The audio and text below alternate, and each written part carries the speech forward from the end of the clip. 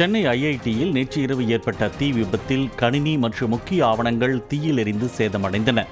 அங்குள்ள ஐசிஎஸ்ஆர் கட்டிடத்தின் 3வது தளத்தில் தீ விபத்து ஏற்பட்டதும் 5 வாகனங்களில் வந்த தீயணைப்புத் துறையினர் தீயை அணைக்கும் பணியில் ஈடுபட்டனர்.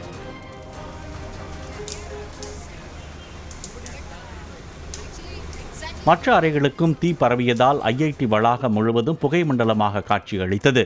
இந்த விபத்தில் பல லட்சம் ரூபாய் மதிப்பிலான கணினிகள், ஆராய்ச்சி கட்டுரைகள் வைக்கப்பட்டிருந்த அறையில் இருந்த ஆவணங்கள் எரிந்து சாம்பலாக்கின.